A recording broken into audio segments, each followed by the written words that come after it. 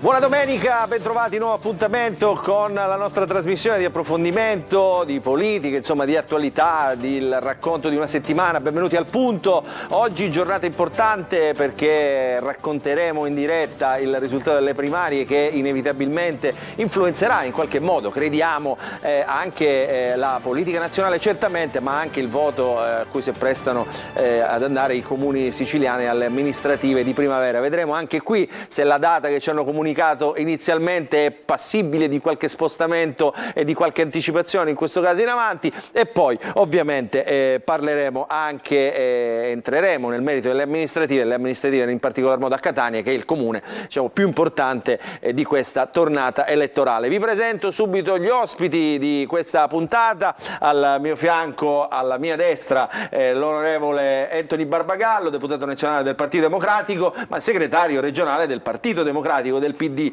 Barbagallo, buonasera. Buonasera, buonasera a tutti. Alberto Cardillo, coordinatore provinciale di Fratelli d'Italia, provinciale etneo ovviamente di Catania, l'assessore agli enti locali Andrea Messina, che ritorna con noi. Buonasera assessore. Anche qui è stato sulla graticola questa settimana, l'hanno cercato tutti per sapere ma questa sezione si anticipa o non si anticipa, insomma vedremo, adesso ci risponderà anche su questo. Collegata la collega Miriam Di Peri di Repubblica. Ciao Miriam. Non c'è, allora ristabiliamo il collegamento, e sempre in collegamento c'è il professore Salvo Spagano, docente di economia dell'Università di Catania, che anche lì indaffarato con i numeri perché fa parte anche della direzione del Partito Democratico. Buonasera Spagano. Buonasera dottore Ciliberti, buonasera ai suoi ospiti. Spagano non è della direzione, è il rappresentante degli enti locali in segreteria provinciale. Quindi attenzione. Ancora più importante in questo caso. È una delega importante, soprattutto sotto elezioni. Ancora più importanti. Con me, come sempre, Alessandro Porto. Ciao Alessandro. Ciao, buonasera a tutti, buonasera. Dove sei? Non ti vedo, ti voglio vedere, eccolo qua. Siamo sempre presenti, grazie a te. Sempre presente, sempre elegantissimo Alessandro Porto. Tra l'altro poi quando si aprono le urne, qualunque tipo di elettorale, noi ci siamo sempre, quindi questa volta riguarda il Partito Democratico, allora ci piace raccontarvi in diretta anche cosa sta succedendo. Allora Barbagallo, cosa sta succedendo? Bonaccini Schlein, come dicono, come lo chiamano quelli dei paesi etnei? Schlein. Allora, intanto... Non ci credo, tutti bene la chiamano. Diciamo che in Sicilia con l'inglese generalmente non siamo con la lingua straniera degli abitué. Vabbè.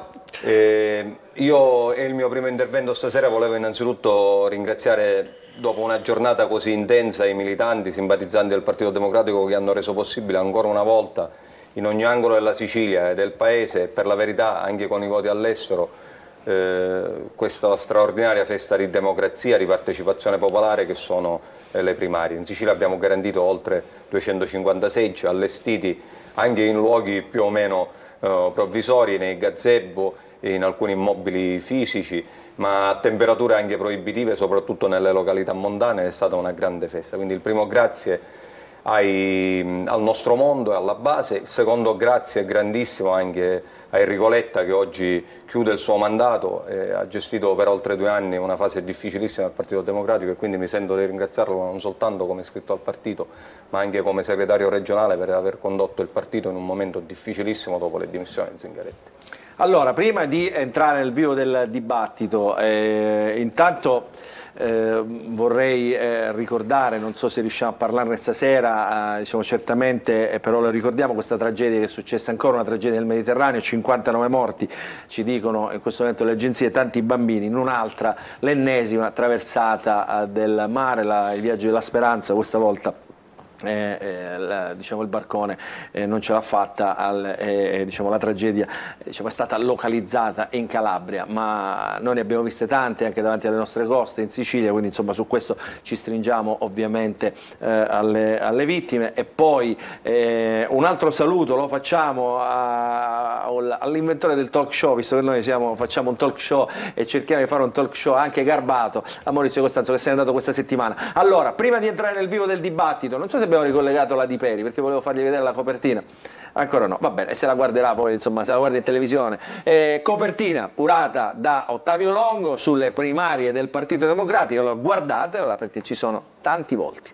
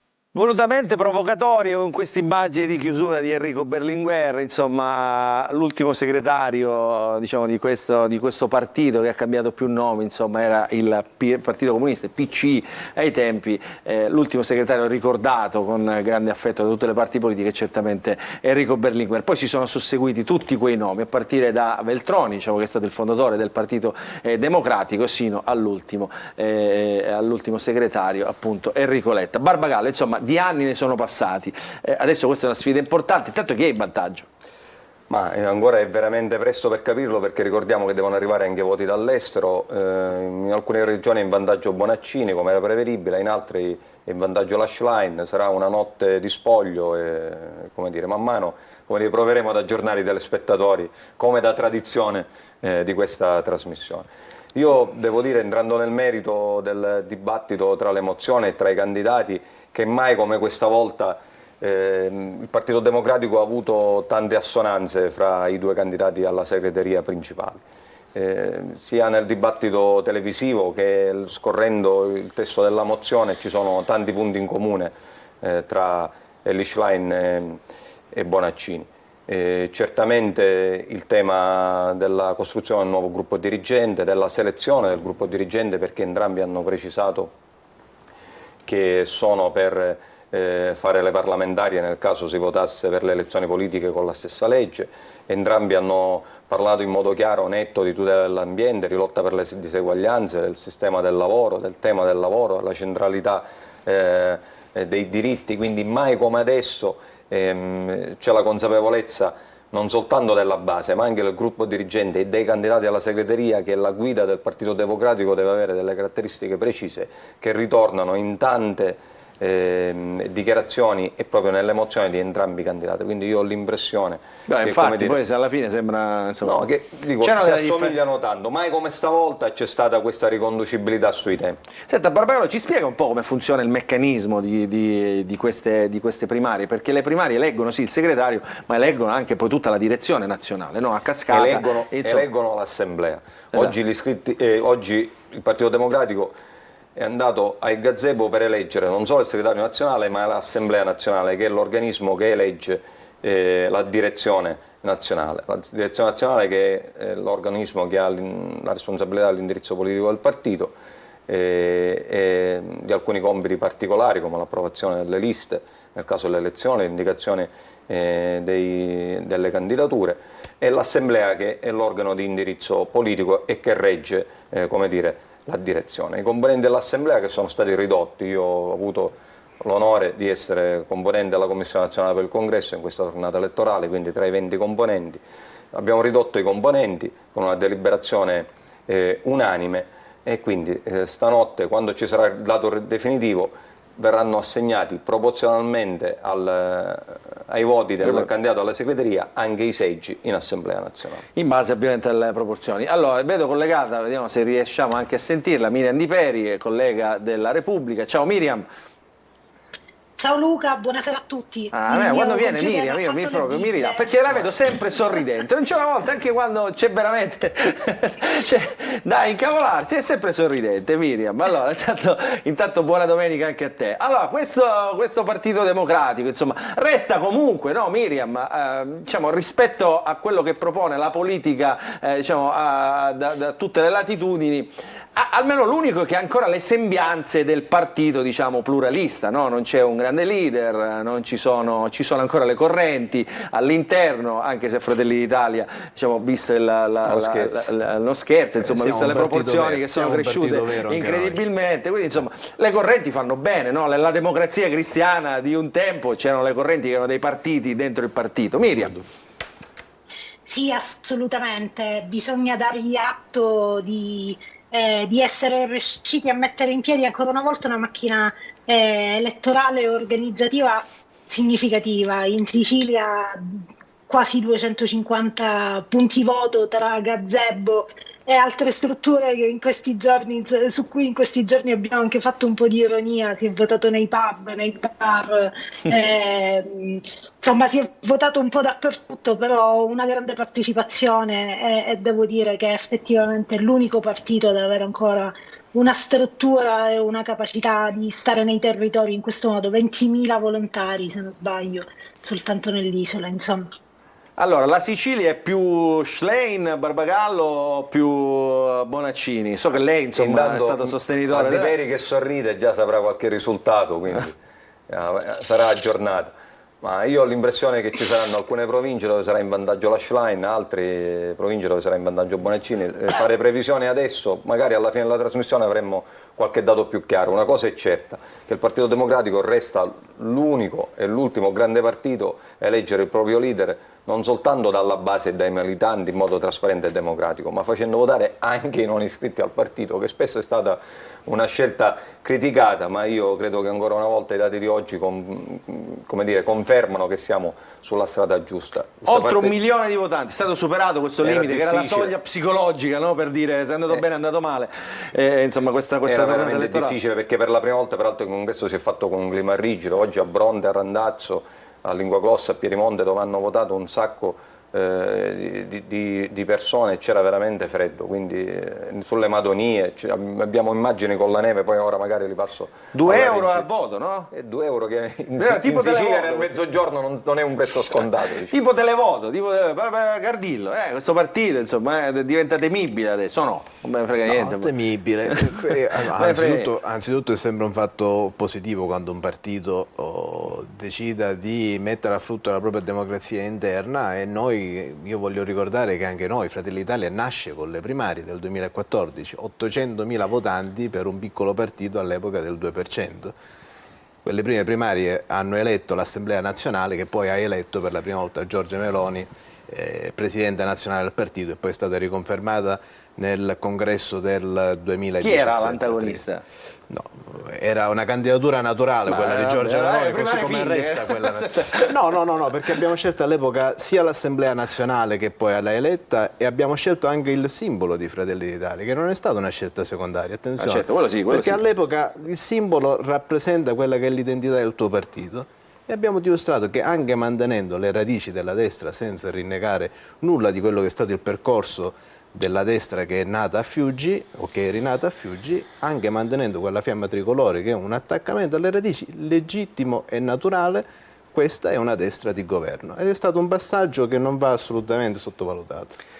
Allora, Messina, insomma, voi siete un partito dialogante, quindi insomma magari con questo nuovo corso del Partito Democratico saprete anche con chi dialogare, perché in questo momento davvero era difficile capire diciamo, chi al di là della guida regionale, insomma, ha anche gli equilibri interni a questo partito, che certamente diciamo, è importante nell'equilibrio della democrazia parlamentare. Noi siamo un partito che ha una propria collocazione, però siamo un partito aperto e ovviamente nell'interesse dei cittadini dialoghiamo con tutte le forze politiche, e quindi anche noi apprendiamo e diamo il benvenuto a questo giorno di democrazia anche del Partito Democratico, perché ovviamente quando si vota, quando si scelgono i propri rappresentanti con un atto di democrazia, secondo noi è sempre un fatto positivo. Allora, io guardo Miriam, perché la domanda che sto per fare a Barbagallo, insomma, credo interessi pure la collega Miriam Di Peri. Barbagallo, chi è adesso che sceglierà i candidati alle amministrative? Sempre la segreteria regionale, oppure si dovrà riorganizzare anche... Ma non cambia niente da questo punto di vista. Il partito ha delle regole ferme, che sono quelle dello statuto, che è il nostro faro. Per quanto riguarda la Sicilia, per quanto riguarda Catania, c'è un lavoro di grande sinergia che si sta facendo tra le federazioni provinciali, il regionale e il nazionale, che finora ha avuto una guida. Non è che il nazionale è stato trasparente, ha avuto un responsabile degli enti locali, ha avuto un coordinatore alla segreteria nazionale, con cui abbiamo fatto tutti i passaggi nel coordinare quelle che sono le scelte da fare.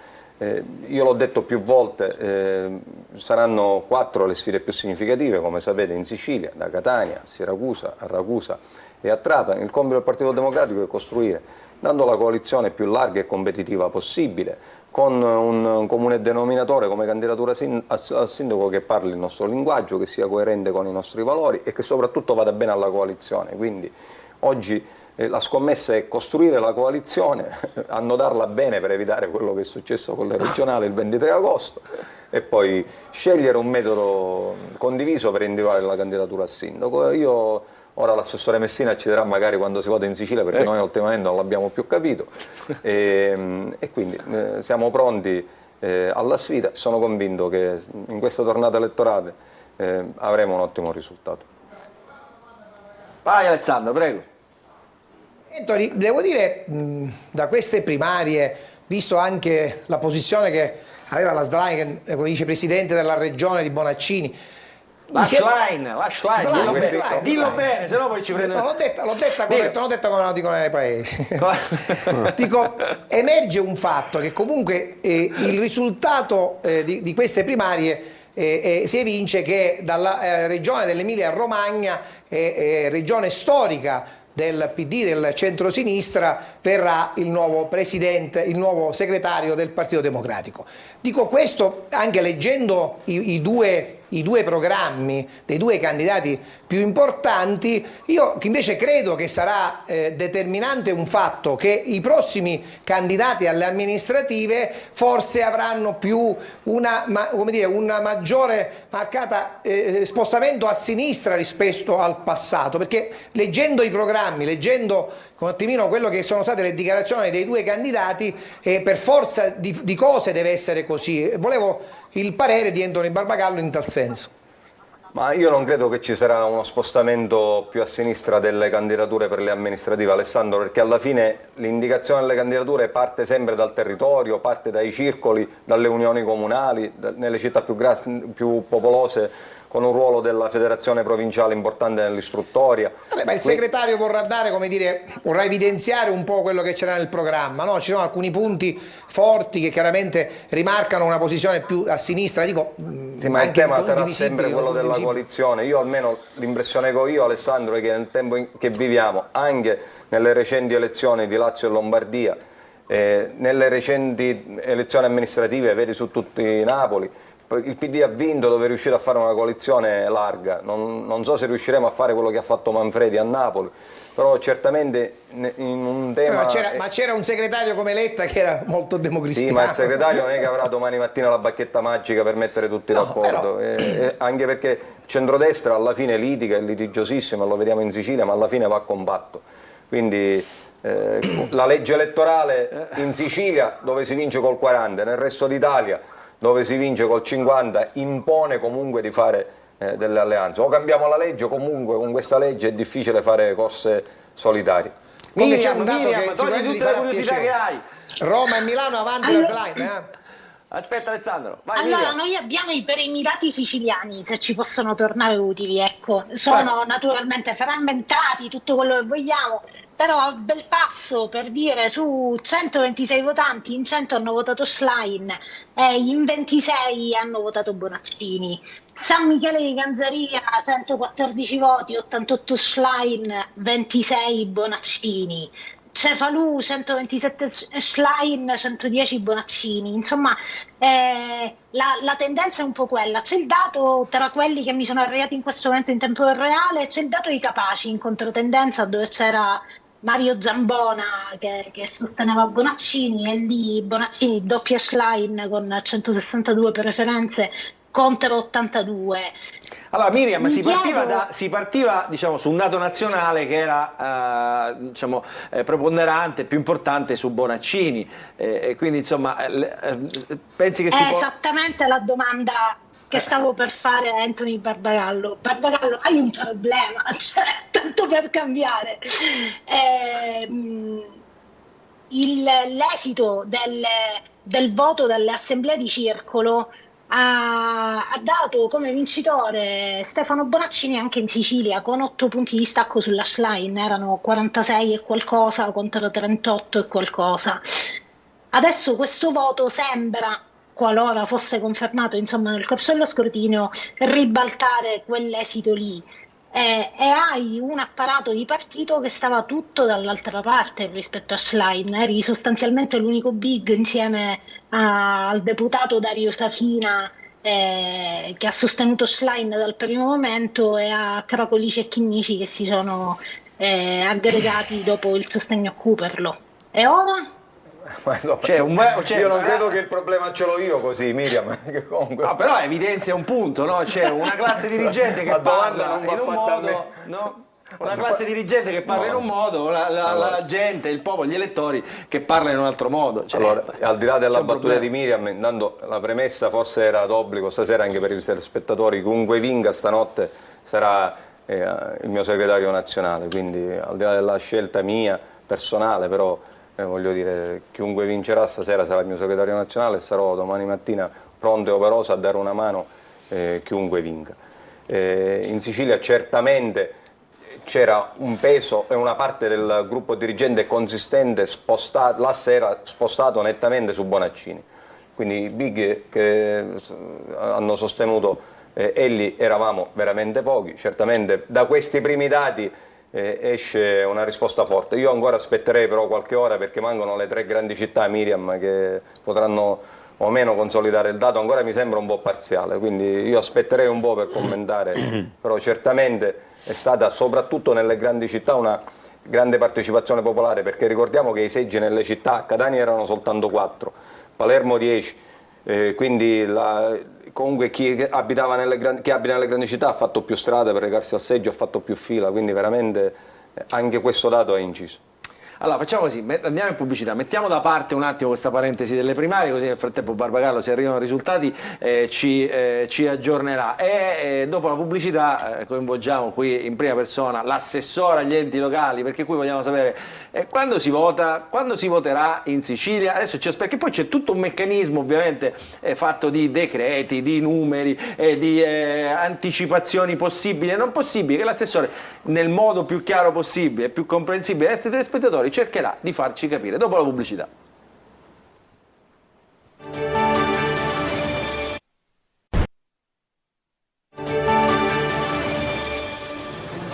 Rientriamo in diretta, il fuori onda è più bello di quello dei perché c'è Barbagallo che parla, te ne raccontiamo tutto qui, non abbiamo segreti, Barbagallo che raccoglie dati da tutte le sezioni, da ogni parte. Adesso recuperiamo anche i voti insomma parziali che potrebbero interessarci più. Allora, assessore Andrea Messina, assessore agli enti locali della regione siciliana, quando si voterà? Cioè, quando si voterà per queste amministrative che interessano un buon numero di siciliani? Allora, è stata data una data, 28 e 29 maggio, si vota in 2 giorni, domenica e lunedì, mezza giornata del lunedì e poi insomma il tempo per fare gli scrutini eccetera.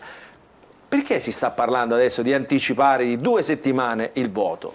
Allora, se ne parla perché si vorrebbe uniformare la data insieme al resto d'Italia che già il Consiglio dei Ministri ha deliberato per il 14 e il 15 di maggio. E quindi il Presidente Schifani, prima di tutto, e chiaramente anche gli altri componenti della Giunta, ci siamo riuniti proprio domani pomeriggio che ci è convocata la Giunta e dovremmo deliberare la fissazione della data per il 14 e 15 maggio, quindi domani sera lo sapremo in maniera definitiva.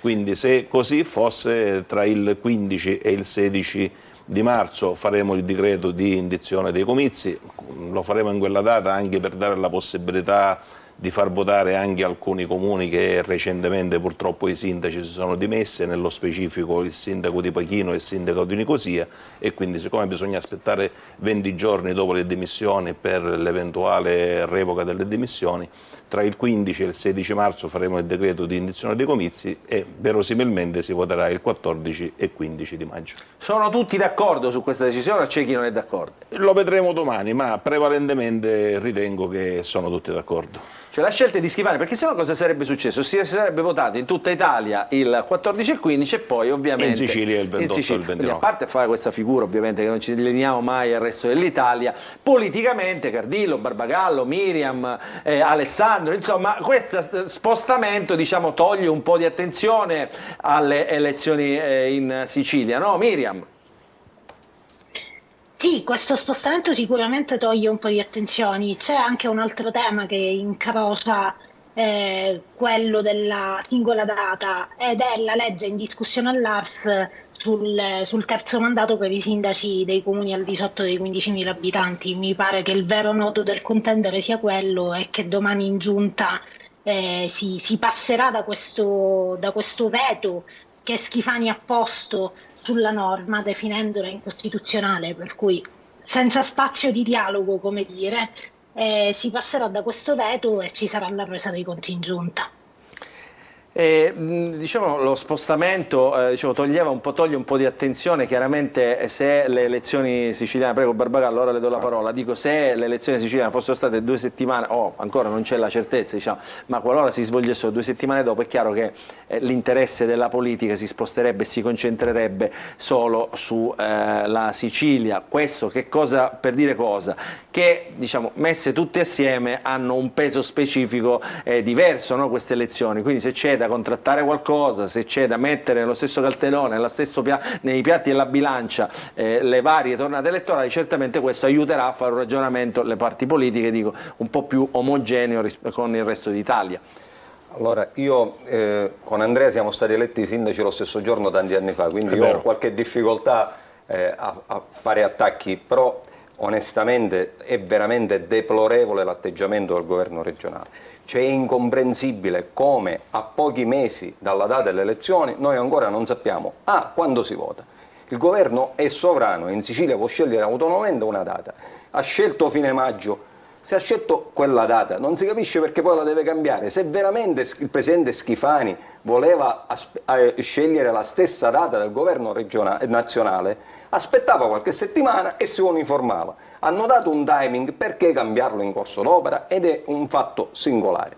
Secondo fatto, ancora più singolare e per quel che ci riguarda veramente inaudito, talmente grave, è che con la data già fissata, perché comunque è stata fissata la data di fine maggio, qualcuno vuole cambiare le regole del gioco in corso. È come se iniziamo una partita e poi mentre che si gioca la partita, la rimessa laterale la battiamo con i piedi, il rigore col colpo di testa. È una vergogna che i sindaci e gli abitanti e i partiti, come nel caso del Partito Democratico, in alcuni comuni ancora non sanno se c'è o meno il terzo mandato e con che regole si gioca. Anche per rispetto di quei sindaci che hanno fatto per tanti anni i sindaci e ancora non sanno se si possono candidare o meno.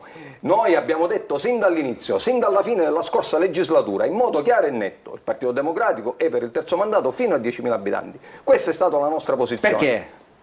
Perché ha una logica, perché non è che c'è un limite per i parlamentari, quindi noi non riteniamo che ci debba essere un limite per i sindaci, almeno fino a 10.000 abitanti. Noi non capiamo come il centrodestra si è infilato in questo groviglio che offende la democrazia e offende i primi cittadini e anche quelli che si vogliono candidare, perché è incomprensibile come viene presentato un testo a firma di tutti i capigruppo di maggioranza che prevede il terzo mandato fino a 15.000, la commissione viene rinviata per 3-4 volte, in alcuni casi senza nessuna motivazione. Pende pure un parere dell'ufficio legale dell'Assemblea che dice che la norma sarebbe incostituzionale e noi mandiamo nel guado intere comunità, da Via Grande a Riposto, a Camporotondo, a Partanna, di gente che si sveglia al mattino e non sa con che regola si gioca. È una vergogna. Il presidente Schifani, non so se la responsabilità dell'assessore, qualcuno si assume la responsabilità e batta un colpo. In Sicilia si vota così e le regole sono queste. Prego, come no? Chiariamo subito che il governo regionale non ha proposto nessuna modifica alla legge elettorale. È vero che c'era una proposta per il terzo mandato fino a 15.000 abitanti, ma era una proposta che veniva dal Parlamento, veniva da alcuni gruppi parlamentari, che chiaramente ha fatto un iter, è passato in commissione, ma che chiaramente ci sono forti dubbi non solo di incostituzionalità ma anche di tempi tecnici, perché è ovvio che se noi a breve andiamo a indire i comizi, la legge ancora deve fare un percorso parlamentare, deve essere approvata, deve essere pubblicata in Gazzetta e poi chiaramente se c'è un rischio di impugnativa da parte dello Stato e una dichiarazione di incostituzionalità, immaginiamo se nel frattempo ci sono i comizi in corso o se i sindaci magari vengono eletti e poi dopo che la legge viene dichiarata incostituzionale chiaramente i sindaci decadono. Infatti c'erano anche molti gruppi parlamentari che chiedevano che questa legge eventualmente doveva entrare in vigore dal prossimo anno, però comunque posso io serenamente dichiarare che oramai non credo che ci siano più né i tempi ma neanche credo le possibilità politiche di portare avanti questa legge, quindi non ritengo che si possa più parlare di una legge sul terzo mandato superiore ai 5.000 abitanti. Dico, il problema è che quella proposta di legge iniziativa parlamentare è stata firmata dai capigruppo di maggioranza, quindi il centrodestra c'ha un problema. Cioè, è un cortocircuito grosso. Anche se c'è da dire però che comunque al di là dei firmatari era una proposta di legge che comunque aveva aderenti trasversali tra i partiti a questa iniziativa parlamentare. Quindi da stasera abbiamo dichiarato ufficialmente che non c'è più il terzo mandato. Sicuramente non c'è mai stato, c'è solamente quello che prevede oggi la norma attuale fino a 5.000 abitanti. Il resto era solamente un'ipotesi, era una proposta di legge, ma non riteniamo che ci possano essere i tempi, almeno per questa tornata elettorale, di poterla approvare. Miriam, hai sentito? Perché poi tu domani lo devi scrivere sul giornale. Ma all'inizio di questa è stata settimana chiusa. Ho sentito in coda, sì, ma l'ha chiusa sostanzialmente Schifani. Nel momento in cui Schifani dice la norma è incostituzionale, chiude il dibattito con la maggioranza, d'accordo? Cioè, non hanno più di cosa discutere ed è chiaramente un tema perché i mal di pancia non mancano nella coalizione. Io devo dire però, come dire, ragionando in maniera molto serena e fuori dai partiti, che probabilmente però, Messina, lei che ha fatto il sindaco, no? Nei piccoli comuni, insomma il limite dei 2 mandati probabilmente è troppo stringente, no? Cioè, ci sono delle comunità molto piccole che si riconoscono attorno, allora io dico non hanno poi che questi sindaci non hanno agibilità tale da dico essere... subito che io sarei perfettamente d'accordo, anzi a togliere anche tutti i vincoli, non solo di mandato ma anche ovviamente di limite demografico, così come d'accordo è anche l'ANCI che rappresenta tutti i sindaci d'Italia.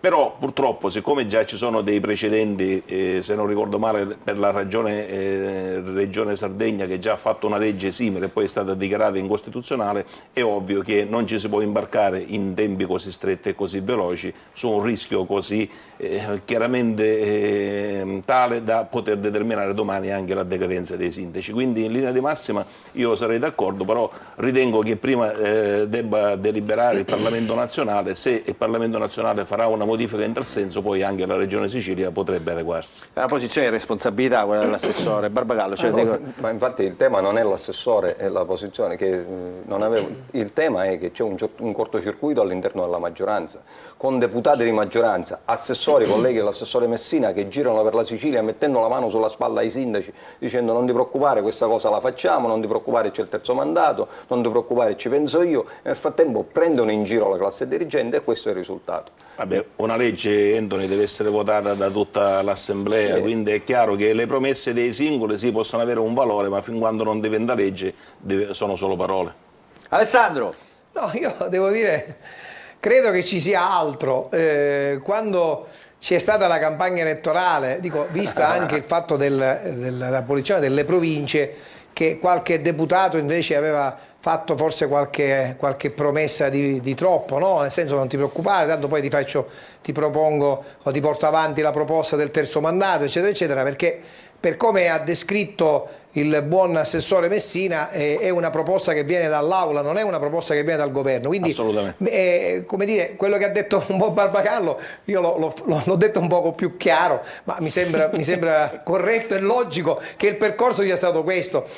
Poi chiaramente sapendo che questa cosa magari non si poteva fare perché è chiaro che c'erano dei dubbi di incostituzionalità, alla fine dice vabbè, non è colpa nostra, la colpa è che chiaramente non si può fare, e questo in politica purtroppo avviene durante le campagne elettorali. È un modo, come dire, chi ci è cascato ne pagherà le conseguenze, che possiamo fare. Però è assurdo anche che ad oggi, a un mese dalle amministrative, come diceva il buon Barbagallo, chi è sindaco, chi chiaramente si vuole candidare al sindaco non sa se c'è o non c'è il terzo mandato. Non c'è, Alessandro, la legge non c'è e nessuno può promettere una cosa che non esiste. Ma è chiaro, l'abbiamo capito, però fino a ieri c'era qualcuno che invece riteneva che ancora c'era questa opzione, siamo tutti in giro a cercare di cercare candidati e ancora c'era qualcuno che diceva no ma sì, ma sai, forse c'è il terzo mandato perché il deputato mi ha detto, l'onorevole mi ha detto, quando in effetti è soltanto, come dire, chiacchiere. Bene, chiarissimo, no? Però dico, è chiaro un fatto, una legge c'è quando si vota, finché non c'è, dico, il fatto che ci siano sindaci al secondo mandato che possono credere ad un ipotetico terzo mandato, dico, è chiaro, io condivido quello che dice l'onorevole Barbagallo. È già una notizia. No, lo condivido perché c'è una cosa nel senso, non possiamo vivere nell'incertezza, ma come ha detto benissimo l'assessore Messina, mi tocca a me fare un democristiano, non è male. È assolutamente giusto che il governo, il presidente Schifani mi pare è stato molto chiaro sul terzo mandato, quindi tanto Ma si ci sono risolverà. già delle impugnative Ma dico domani si tangibili. decide, da domani e dopodomani, dico la Si discussione decide è la chiusa. data, ma il quindi, terzo mandato non c'è. si decide data, il terzo mandato non c'è, quindi settimana entrante c'è tutto chiaro. Bene, allora, tra un po' entriamo nella questione amministrative siciliane, amministrative catanesi. Miriam, non so se tu vuoi aggiungere qualcosa su questa questione. Tra l'altro vorrei chiederti anche qui, a chi aiuta insomma, questa storia di anticipare le elezioni in qualche modo? C'è qualcuno che ne troverà vantaggio delle parti politiche? Miriam probabilmente è frizzata, non capisco perché ha un'espressione diciamo gelata, quindi insomma andiamo, Era basita. è rimasta con quella, è rimasta frizzata. Allora andiamo in pubblicità e poi ritorniamo e parliamo nell'ultima mezz'ora del nostro programma ovviamente di amministrative con un focus particolare su Catania. Ecco perché abbiamo invitato Cardillo, insomma Catania in queste ultime settimane è stata al centro dell'attenzione. Dopo la pubblicità.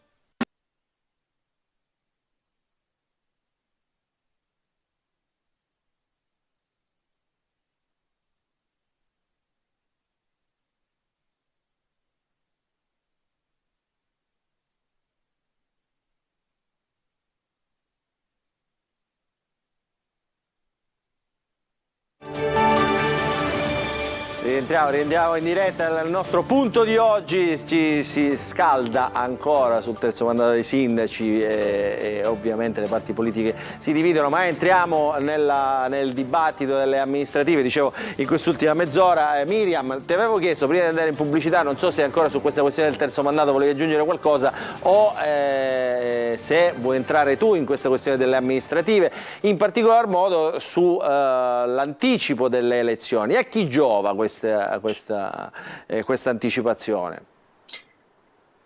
Ma la Lega mi pare che spinga molto per accorpare la tornata elettorale. Valeria Sudano ha già dato la sua disponibilità a scendere in campo proprio in un'intervista al bravissimo Mario Barresi sulle pagine della Sicilia e quindi mi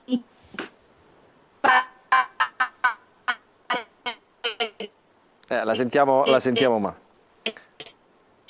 Miriam, ristabiliamo il collegamento perché si è percepito solo in parte, diciamo, la tua. Non lo percepiamo. Allora, eccolo qua, il tema è questo, no? Allora, Cardillo, la Lega, che fa parte della coalizione di centrodestra, in questo momento sta spingendo per anticipare queste elezioni, cioè è come dire, un tema perché ovviamente ha avanzato già un nome, soprattutto su Catania, quindi diciamo la Lega dovrebbe essere quella più avvantaggiata. È così? Ma secondo me non sono i 15 giorni in più e in meno che cambiano. Quello che può cambiare i 15 giorni in termini di organizzazione è il fatto che devi correre un po' di più ovviamente in tutti gli adempimenti, però come dicevo prima di entrare in studio, dico i muscoli penso che ce li siamo fatti un po' tutti bene nella campagna elettorale inedita d'estate dove abbiamo veramente corso tanto. Mi rendo conto che le comunali sono molto più difficili perché richiedono un impegno sul territorio, nella compilazione delle liste, in tutti gli adempimenti burocratici che sono infiniti.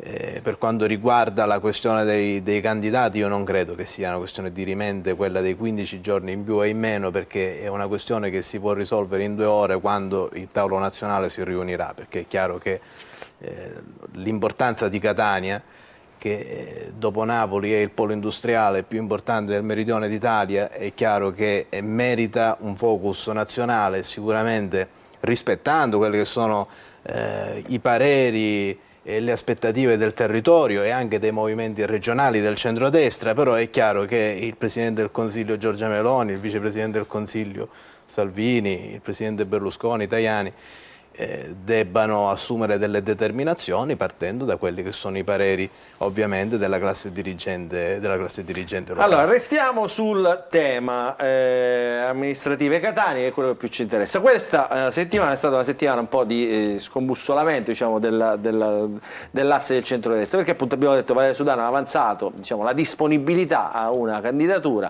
quindi di fatto, diciamo, è candidata. Arrivano le dichiarazioni, insomma, di una parte di Fratelli d'Italia che dicono ancora è presto, sono come dire il primo partito a Catania, leggo la dichiarazione per esempio di Pogliese: è legittimo che vengano proposte candidature dai vari partiti del centrodestra, come è naturale in una logica di accordi di coalizione.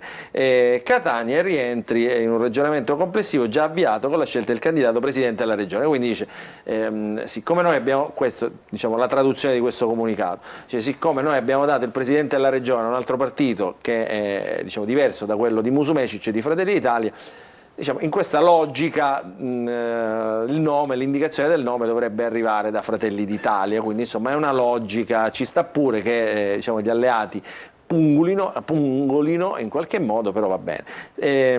Dichiarazione di Cuffaro, amministrativa a Catania: la DC non ha alcun accordo con Fratelli d'Italia, come era stato palesato da qualche indiscrezione di alcuni giornali. Riteniamo opportuno che la coalizione debba trovare una candidatura condivisa. Questo è il quadro. Raffaele Lombardo, insomma, diciamo, dalla sua posizione dice sì a tutti, come diciamo, ormai è abituato a fare, si fa sembrare d'accordo con tutti, però anche lì dice rientriamo in una logica di unità. Allora, chi la commenta questa, Cardillo? Insomma, questa posizione com'è?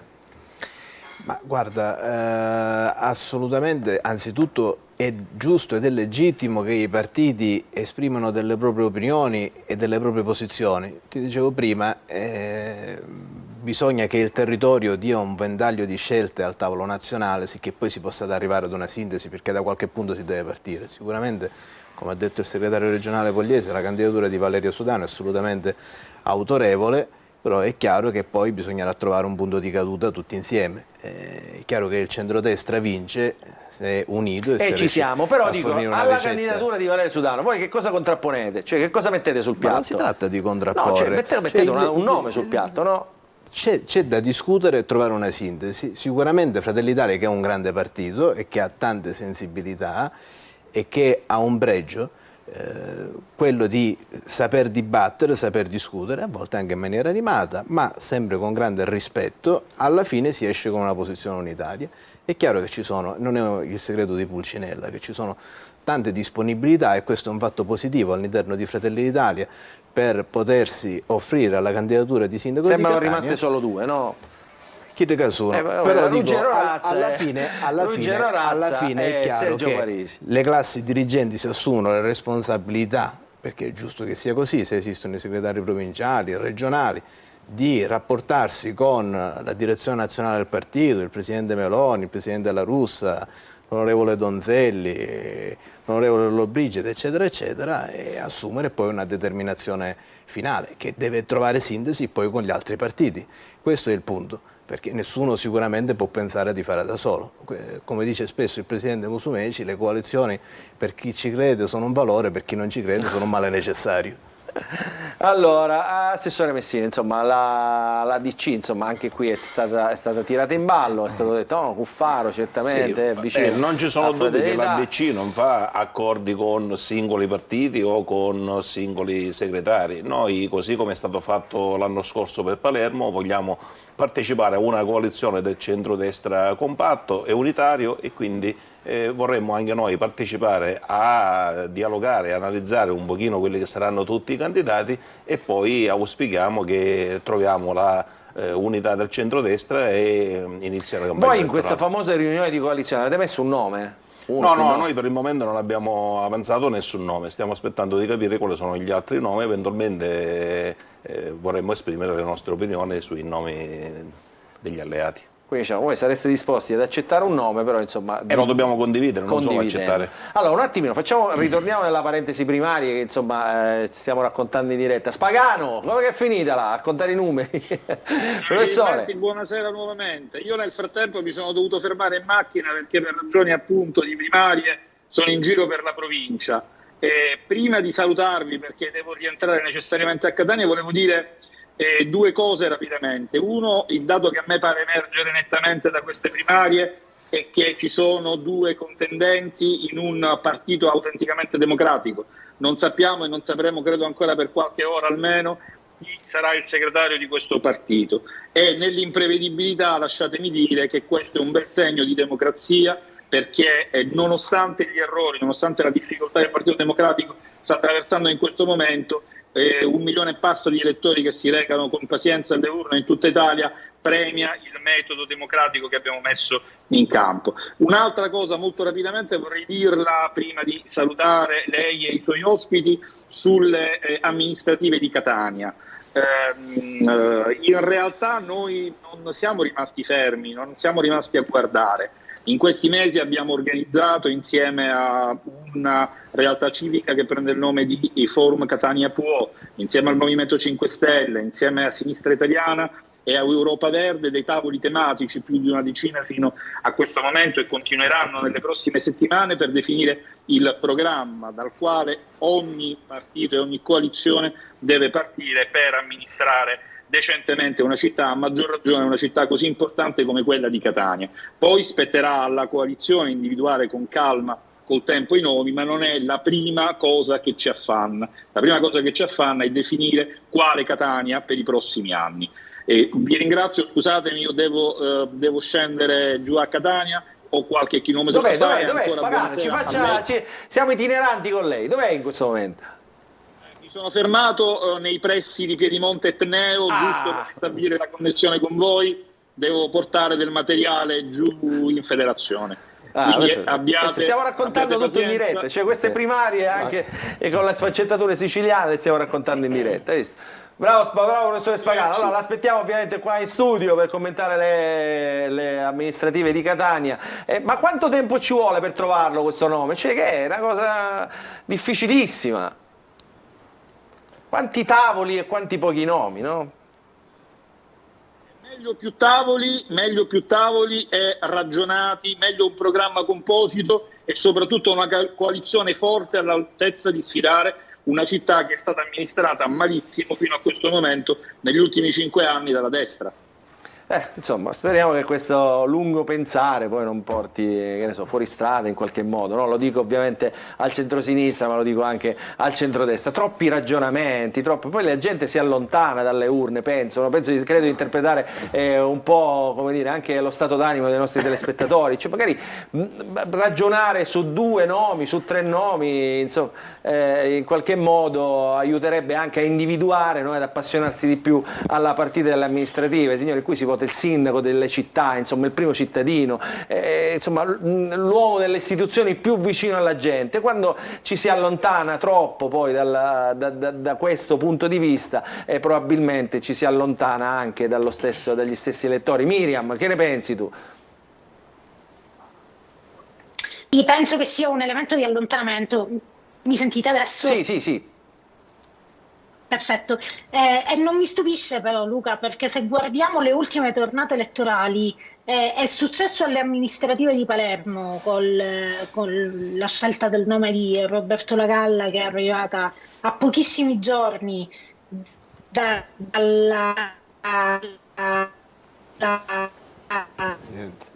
Niente, non ce la facciamo oggi a collegarci con Miriam Di Peri, perché insomma abbiamo una connessione un po' ballerina. Ed è successo anche con Renato Sani, se sta quella. Insomma è chiaro però il concetto, no? Barbagallo, Cardillo, Messina, insomma arrivano queste scelte, arrivano sempre alla fine. È successo, diceva Miriam Di Peri, con la Galla, è successo, la sintesi è complicata, è successo con Schifani, insomma c'è troppo ragionamento dietro, troppe... Non è un ragionamento, invece la collega tua stava dicendo una cosa, secondo me, che fila.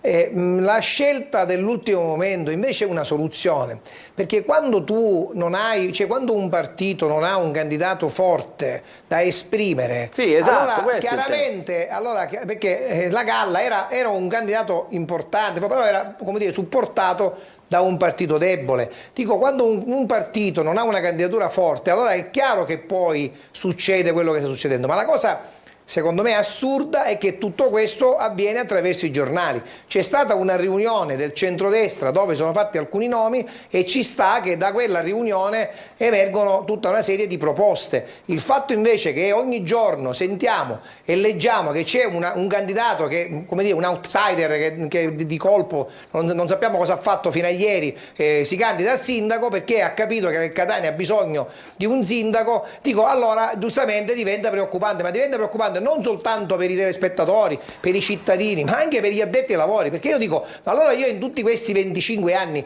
cosa ho fatto se poi alla fine devo affidare la mia città a uno che si sveglia la mattina e si è accorto che Catania ha bisogno di un sindaco? Questa è una domanda che secondo me ci dovremmo un po' porre tutti quelli che diciamo gli addetti ai lavori. Qua, c'è i politici. Ah? Ponila tu, no? C'è i politici.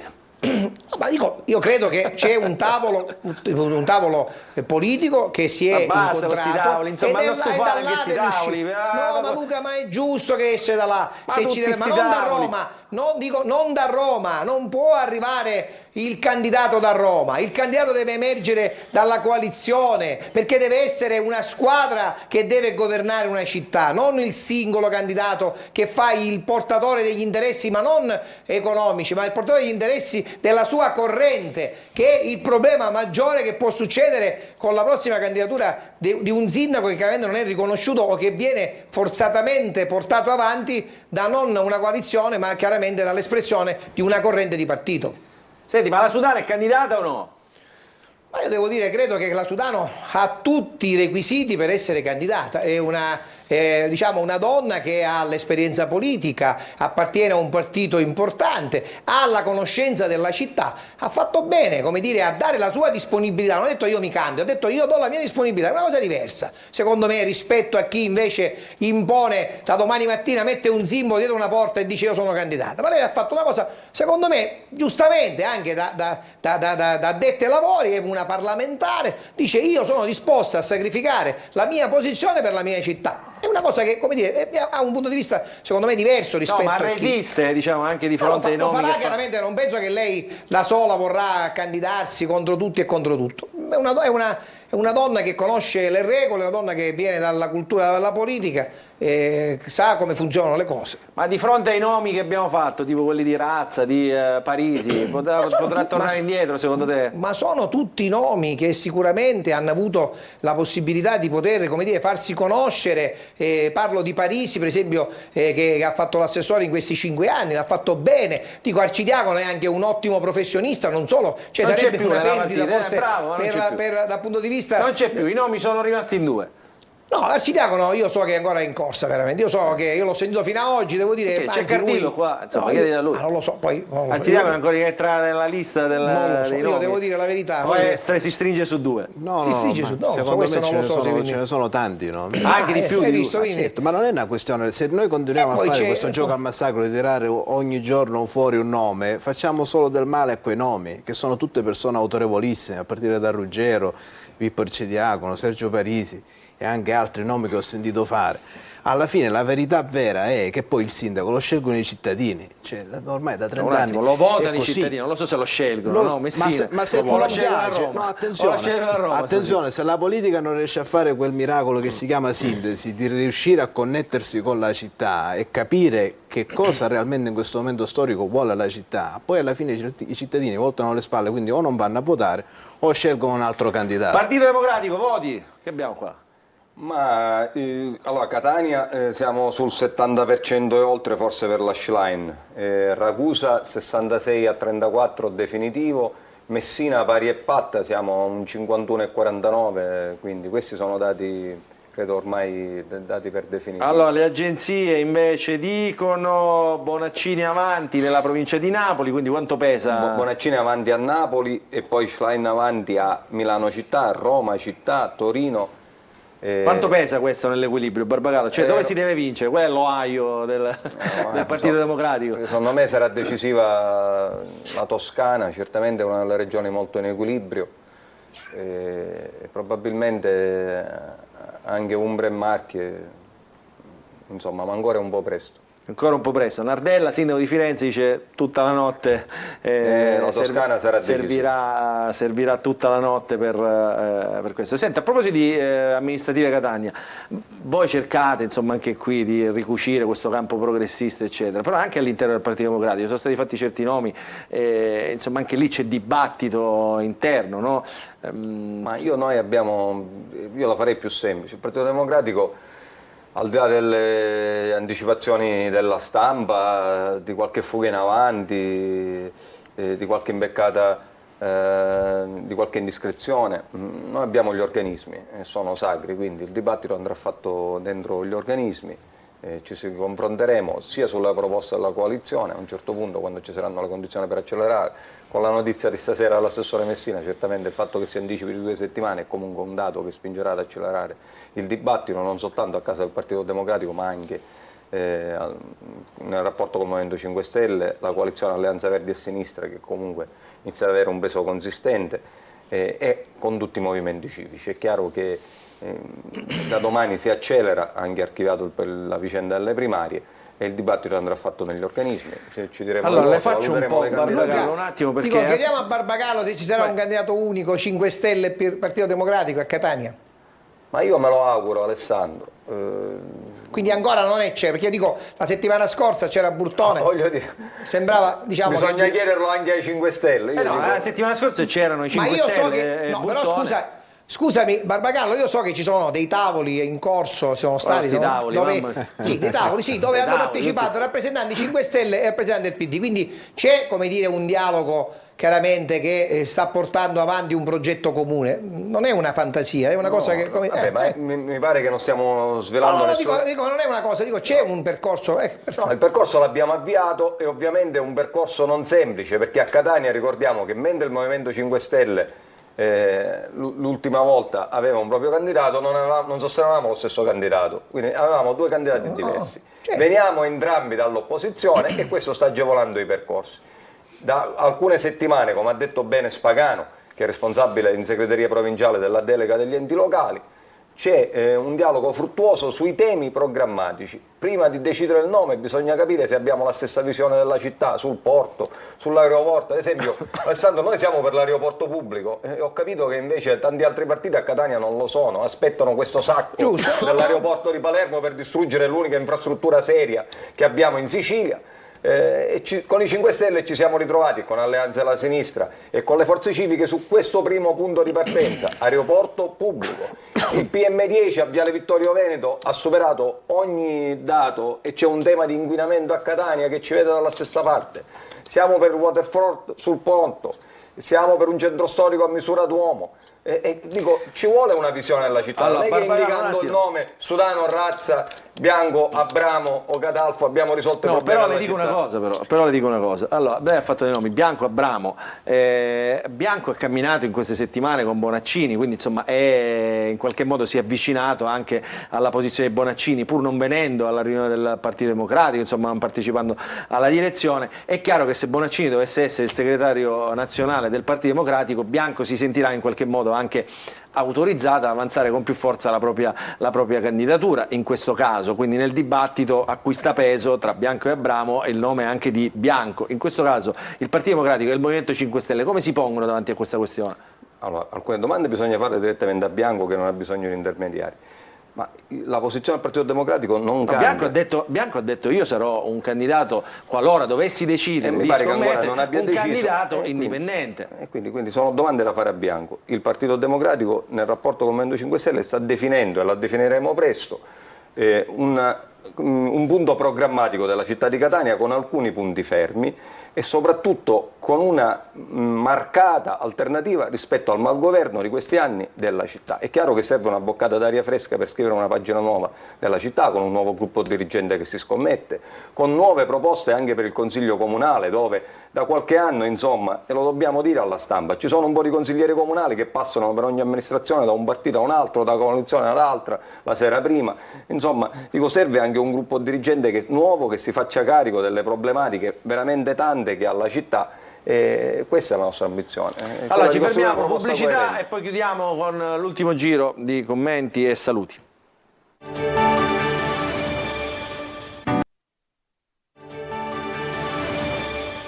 Andiamo, leggiamo in diretta Barbagallo questi voti che sono arrivati. Allora, Enna 2385 Bonaccini, Schlein 4102, Trapani 2000 Schlein, 1006 Bonaccini, Ragusa avanti Bonaccini e per ora l'unica dove è avanti Bonaccini 2600. Chi c'è a Ragusa che porta Bonaccini? Di Pasquale. C'è di Pasquale. 2687 di Bonaccini, 1356 Schlein, Gela 501 Schlein 490 Bonaccini. Comunque, insomma, con questi dati in Sicilia credo che insomma, la Schlein mi sembra avanti, anche se ancora aspettiamo Palermo e Agrigento. Senta, ma che vuol dire questo? Ce lo spieghi? Cioè, diciamo, con una vittoria di Elly Schlein in Sicilia, diciamo, in qualche modo evidente, no? Nell'equilibrio nazionale, cosa cambia se Bonaccini dovesse diventare segretario? No, cambia poco. Comunque l'indomani se vince Bonaccini sarà il segretario di tutti, quindi non sono, voglio dire, le valutazioni sull'umore del partito. Solo così, insomma, una cosa abbastanza di colore. 2 Vabbè, euro. Luca, ma chi lo tocca a Barbagallo se vince? Beh, ormai mi pare il risultato no? Abbastanza. Ancora aspettiamo Palermo. Ma anche questa è politica, No, è abbastanza, si è piazzato, beh, di questi ne abbiamo visti tanti, no? Insomma, andare sul candidato di secondo livello per dimostrare insomma, di avere una leadership e poi può riuscire o non può riuscire, complimenti insomma, a Barbagallo che è riuscito insomma, nel risultato, no Miriam? E questo poi il tema, no? Ma io non ho capito se Miriam c'è o non c'è, ecco. Abbiamo una bella fotografia che rimane frizzata di Miriam Di Miriam c'è. Vediamo, cerchiamo di capirlo in tempi rapidi. Sì, Luca, mi auguro che adesso Luca, adesso la connessione è un mi sa che po' non va. così, ballerina, la connessione è un po' ballerina. Allora la salutiamo adesso, grazie Miriam per essere stata con noi. Guarda, per i saluti funziona, guarda te.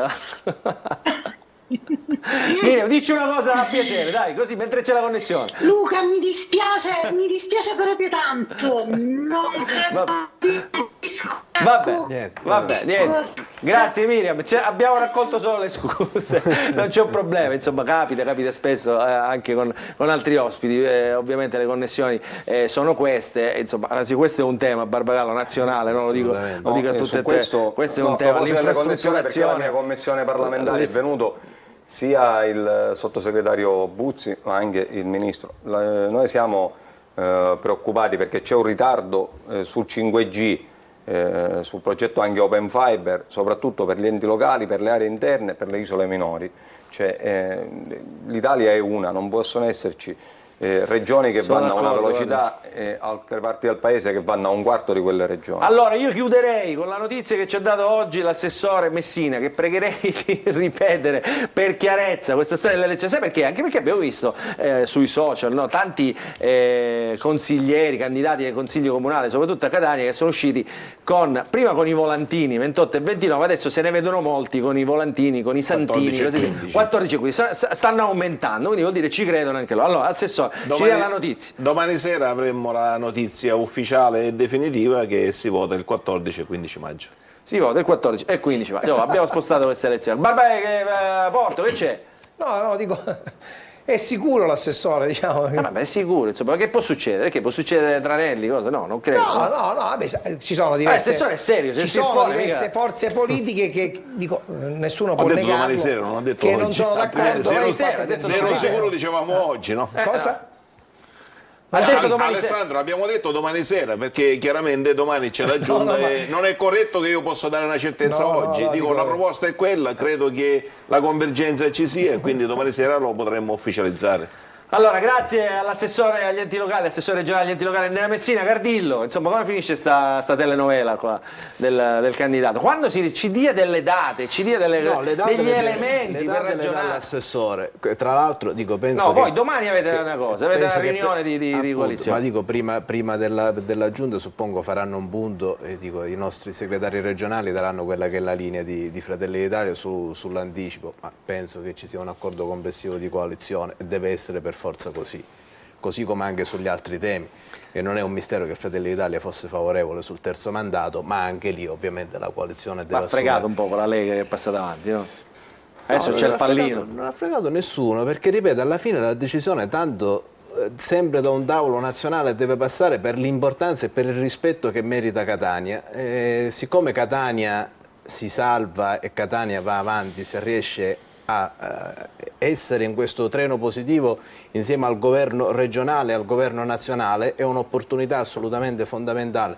Non possiamo perdere i 200 milioni e passa di euro che arriveranno dal PNRR per Catania.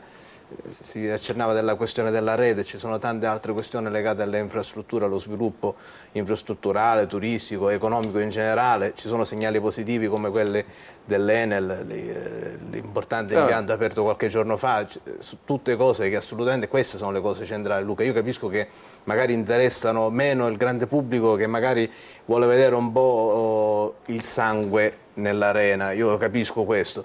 Però al di là dei nomi, le questioni centrali sono queste: la gente poi vuole stare tranquilla se esce di casa in via Etnea, non vuole essere borseggiata in piazza Teatro Massimo, vuole che suo figlio non debba andare a Londra per trovare un posto di lavoro. Queste sono le cose che noi dobbiamo fare per il futuro. Ma mica la risolve il sindaco questa cosa. No, il sindaco è fondamentale, perché il sindaco è il perno dell'amministrazione comunale, è colui che si fa carico delle cose buone, ma spesso, me lo dicono e sicuramente confermano chi è vicino a me, che prima di aver ricoperto questi importanti ruoli sono stati sindaci e sanno benissimo che più che gli onori sono gli oneri che ogni giorno si trova a combattere un sindaco con 1 miliardo di problemi e 1 miliardo di responsabilità. Quindi il sindaco è fondamentale, per questo la scelta deve essere ponderata, ragionata, condivisa il più possibile. Mi consenta questa digressione, meno ingerenze ci sono sulle scelte delle politiche locali, probabilmente più vicinanza della cittadinanza c'è, anche un ruolo difficile che è quello dei sindaci. Barbagallo, chiudiamo con gli ultimi numeri. È arrivata la provincia di Catania definitiva, 9.352 votanti, 6.299 Schlein, 3.027 Bonaccini. Che siamo oltre al 60%. Sì, credo di numeroni. più. Caltanissetta definitivo, Schlein 2.945, Bonaccini 1.963. Ma non c'erano i cinesi stavolta a votare, no?